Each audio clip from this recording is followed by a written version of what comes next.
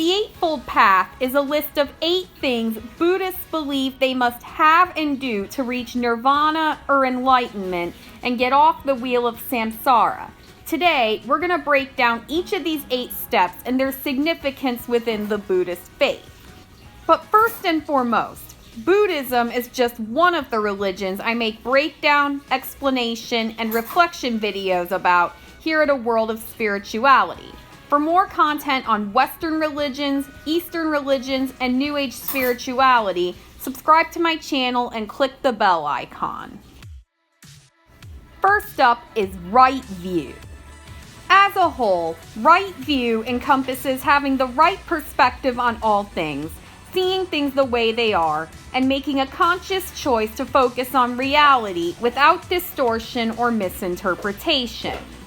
Right view also means acknowledging many Buddhist teachings, including that death is not the end, and that actions have consequences even after death, the cycles of karma and reincarnation, the Four Noble Truths, which I plan to make another video on, and the 3 universal truths of suffering, impermanence, and non-self. Right thought. This one can also be referred to as right resolve, right intent, or right aspiration. In this factor, the practitioner resolves to strive toward non-violence, ahimsa, and avoid violent and hateful conduct. Ahimsa literally means take no life, not even killing bugs. For Buddhists, speaking and acting in beneficial ways begins with a calm, present, and stable state of mind. Right intention is also the practice of clarifying the why. Buddhists intend to follow the Eightfold Path, not to benefit the illusory, separate self, but do so in the service of love and compassion. Therefore, selfish ulterior motives go against the practice of right thought. Right thought also includes the resolve to leave home, renounce the worldly life, and follow the Buddhist path. Right speech. Hence its name, right speech means watching what you say and using your mouth to benefit others and not to harm them. Offenses against this practice include lying, gossip, abusive speech, divisive speech, and idle chatter. But right speech is more than just avoiding those things. It includes making an effort to speak the truth, communicating clearly, and speaking words that are actually useful. Right conduct. Right conduct means living and using your body in a way that helps others and does not harm them. First and foremost, this practice includes ahimsa, which means taking no life and not doing anything to deliberately injure others. Examples against this practice include first and foremost injuring and killing, but also stealing or taking what is not given, sexual misconduct, and material desires. Instead, Buddhists actively support life, practice giving, and respect the relationships and boundaries of others. Right livelihood. Livelihood refers to your life's work and life pursuits, usually a career and/or education. To Buddhists, right livelihood means having a career, education, and other pursuits that meet certain ethical standards. If we want to get really specific, this means it is forbidden to have a job selling weapons, other people, meat, alcohol, or poison. If your role at work entails cheating, deceiving, being dishonest, or behaving in harmful ways, you're not practicing right livelihood. Right effort. Right effort addresses the qualities of mind Buddhists cultivate to remain vigilant along the path. Going beyond avoiding harmful or unhelpful behaviors, right effort means persistently nurturing skillful, beneficial behaviors. To make right effort, Buddhists learn about and try to combat the classic 5 hindrances, which can be separated into categories of agitation and dullness. Right effort is finding the balance between these 2 extremes. Right mindfulness. Right mindfulness is actually dependent on right effort. It basically means watching what you say, do, or even just think, so to avoid slipping into the wrong opposites of any other part of the Eightfold Path. Observing your own thoughts and deeds complements vipassana or insight meditation. It helps you gain better understanding of yourself, the ever-changing or impermanent nature of your own mind and body.